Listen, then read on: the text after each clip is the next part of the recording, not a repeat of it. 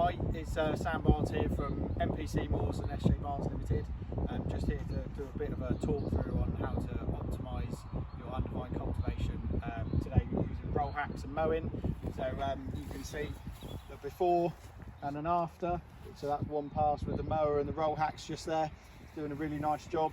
The key to a lot of this is just timing, making sure that you're doing it at the right time of year. Don't let the weeds get too established before you do it. I would say that I'd use this as part of a toolkit, so I wouldn't just use herbicide or just use cultivation. I think it works nicely as a sort of a joint partnership, where herbicide works really nicely the early part of the season, gives you a nice clean canvas to work from, and then later in the year when you can't use your herbicide because you're in full leaf and your canopy's growing away, apart from like shark or cofentrozone, which we'd use later on to deal with broadleaf weeds and nettles and things like that. So that's another little part of the toolkit that we can use later on. But this gives you an option sort of throughout the season. Depending on the season will depend on how often you have to do this.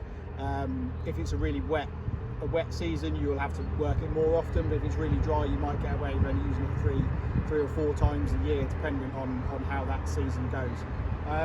So it's really simple bit of kit. It's a free running pair of discs. You can have a double or a triple. The double allows you to work a small area, the triple allows you to work a larger area.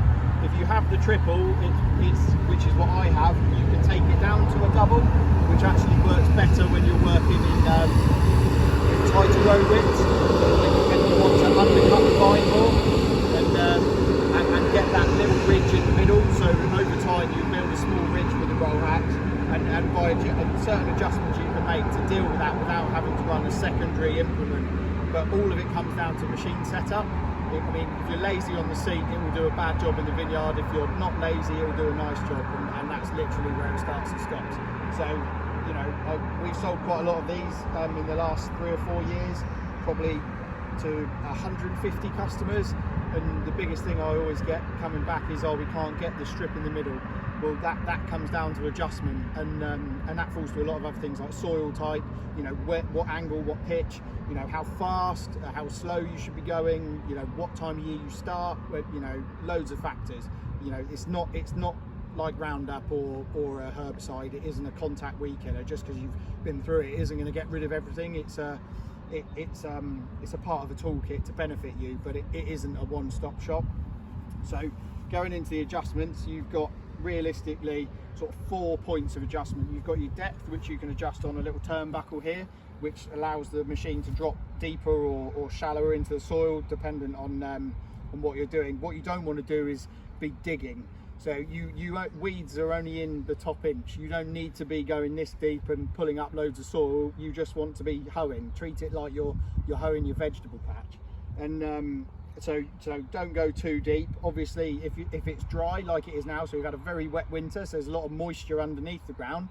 But on the surface, where we've had a dry spring, it's very baked out. So having to put quite a lot of pressure on this to get the tilth that we want on the surface, and then we'll build that and maintain from this point going on through the rest of the year. So you've got your depth there. You've then got your angle, which allows you to adjust the pitch of these discs, so how much soil throw that you get.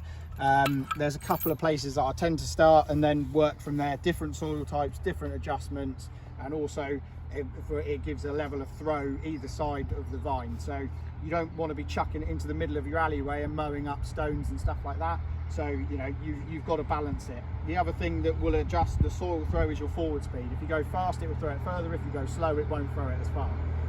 So those two factors need to be taken into account along with each other. You then also have this turnbuckle here, which allows you to adjust what I would refer to as the pitch of the disc. So as you wind this turnbuckle, you'll see it swings back towards the tractor and takes some angle off of it. So this is what we use to adjust the machine to allow us to undercut that ridge that we'll build throughout the season. So obviously when it runs straight, you're just going to work that strip to the side of the tractor and next to the vine. By swinging it out, it's allowing you to undercut that ridge and undercut that ridge. And basically what you're trying to do is give it a shoulder barge through the row. So if your trunk's here, you're trying to undercut the ridge that's maintained here and push it through to the other side. Then when you come the other way, it will loosen up all the soil. like I say, you're never going to get 100% with these methods, not unless your soil type's really sandy or very, very light and fluffy. Then you'll do more of a job. But it's a maintenance. It's not oh, I've gone out and I've done my undervine cultivation, that I can forget about that for 6 weeks. You need to be looking at it, and certain parts of the vineyard will have certain certain effects and bits that you need to work towards.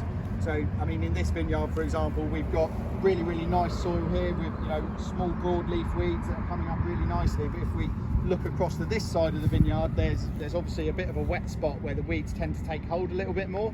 So this you may need to work a little bit more often. And yeah, that's pretty much it.